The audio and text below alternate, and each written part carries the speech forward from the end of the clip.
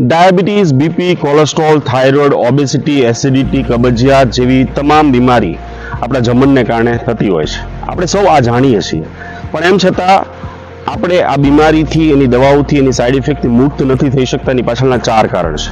Number 1 જે છે એ છે આપણને કારણ જ ખબર નથી, એટલે કે વાય ખબર નથી કે ભાઈ આપણે શું કામ આ બધી બીમારી, દવાઓ, એની સાઈડ ઇફેક્ટથી મુક્ત થવું જોઈએ.